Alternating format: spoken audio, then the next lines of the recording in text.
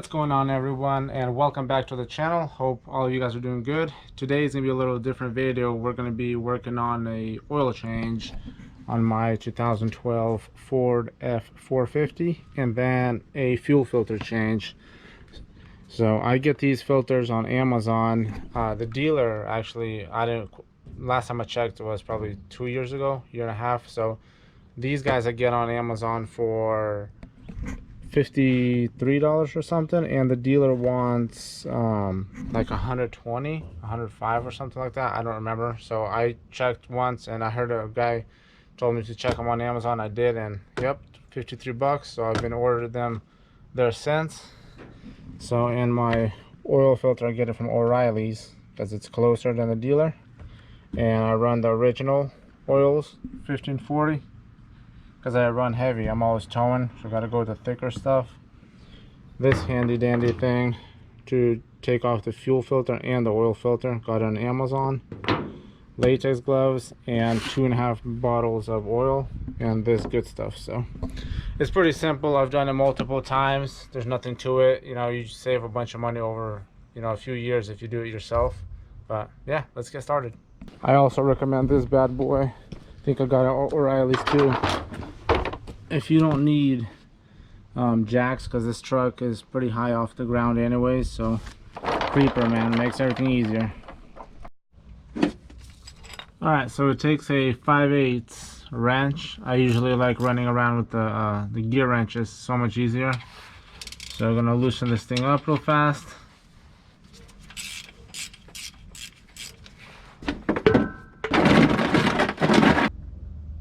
Alright, I usually like to wait till it drains 99%, till it starts dripping.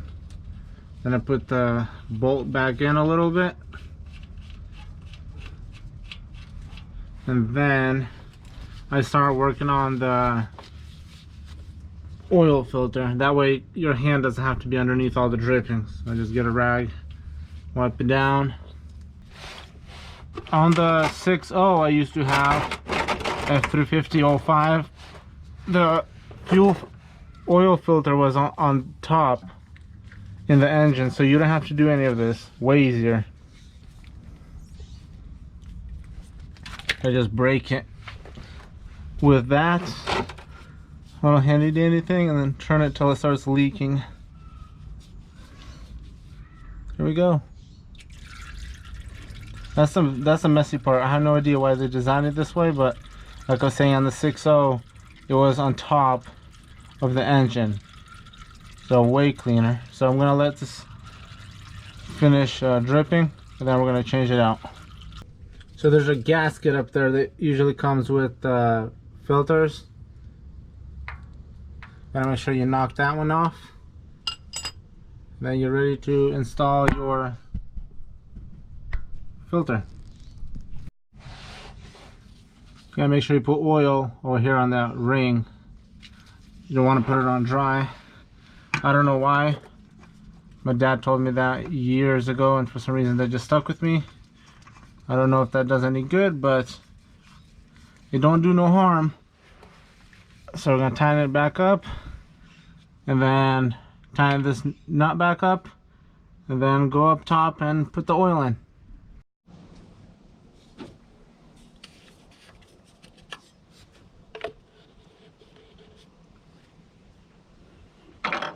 Alright, so I usually put 2.5 jugs of this stuff in there. I don't know how many oil changes I've already done. Countless. Just had my brother take out a whole bunch of oil to the dump, so because there's just nowhere to put it anymore. So I usually stand it up like this to drain. It's probably something I picked up from my dad also. I was seeing him do this. Don't do no harm, that's for sure. Let it drip all the way while I walk down and grab the other oil jugs. Alright, that's it. You just put the cap back on. That's it, done. Oil change is done. It's nice and simple. Now we're just gonna work on the fuel filters. The one underneath the truck, the primary one, and then the secondary one in the engine bay. So let's get going. So this is what you get. This is your primary, secondary actually, the one that goes inside your engine. Gasket, and this fuel filter, primary fuel filter. So pretty simple. All right, there's the fuel filter, the primary. It's on the driver's side frame rail.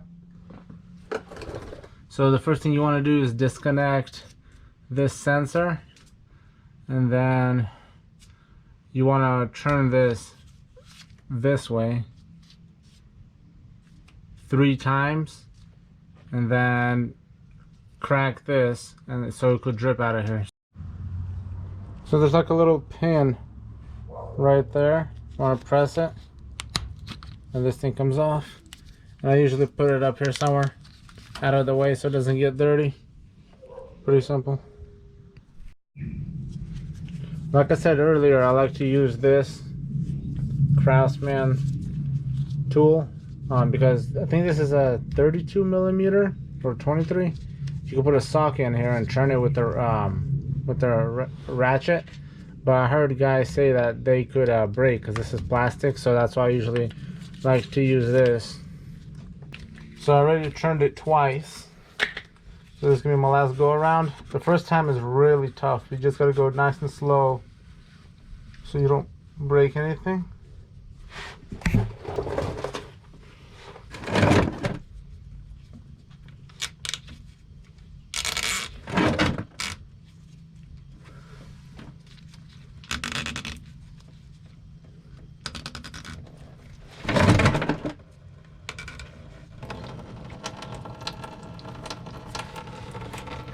So it's finishing up draining. The first time when I was doing it, man, this thing was pouring. I was like, is that thing ever gonna stop? Kind of got nervous, but eventually it stopped. But it's important to break this 3 around and then start draining, and open this up quite a bit because there's a check valve in there, which you'll feel that it's open, and it's gonna eventually stop. So once it drains, you could take it off.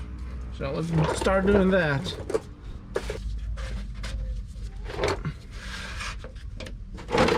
I have my oil pan underneath after I drained the oil.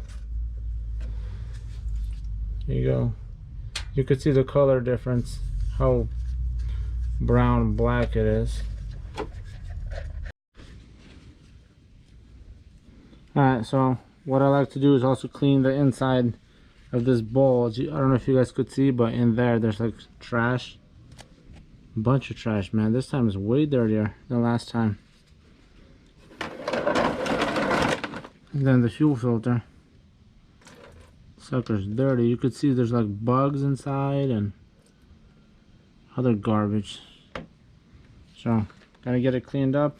And then there's another gasket that I want to show you guys. You gotta change. Check out this new one. Super nice. So this end just goes inside of here. Clicks right in and it's good to go. So that green thing, that's the gasket. I usually use a flathead screwdriver super gently and take it out and put the other one back in.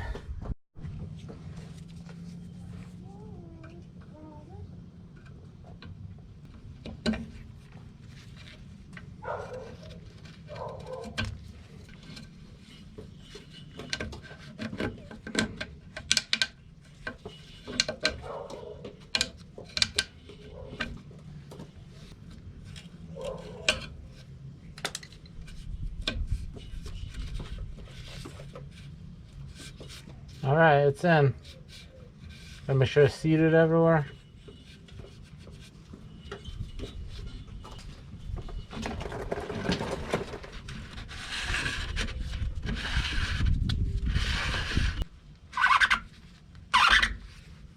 Once you get to the gasket, you could feel it getting a lot tighter.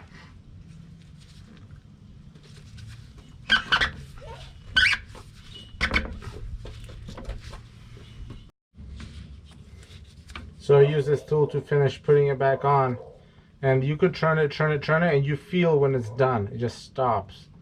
So I put this sensor back in. There you go, clicks. Make sure this is nice and tight. All right, that's it. So now we just gotta go change up the secondary one in the engine bay. All right, so this is the secondary fuel filter. It has two lines going into it, and it sits inside this cup bolt thing. You could take it out right next to the oil, so pretty easy to find.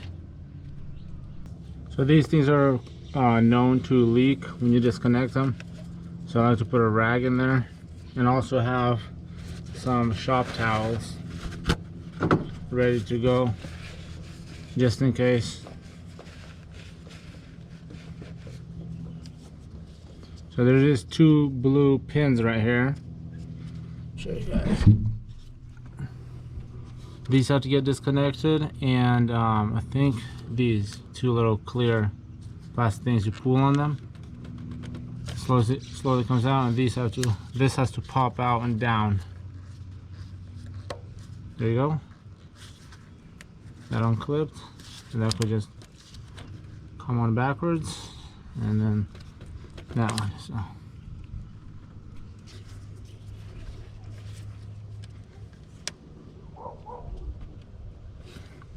they start leaking pretty quick.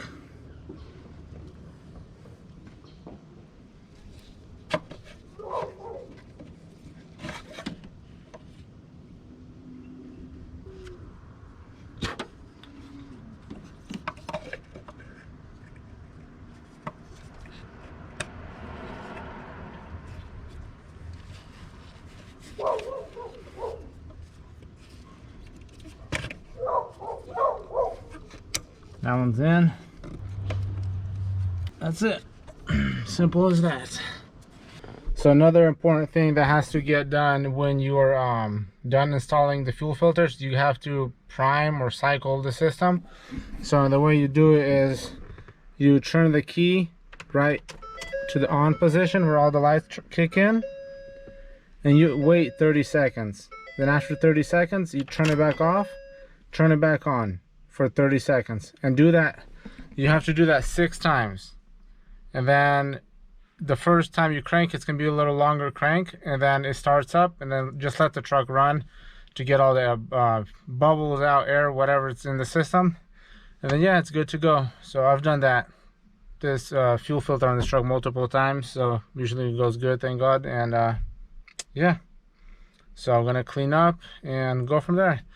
And I appreciate everybody who subscribed, all the new subscribers and all the viewers. You guys are awesome. The support is great. And if you guys know anybody that could benefit from this video, share it, like, comment, subscribe. Yeah, and we'll see you on the next one. Have a blessed day.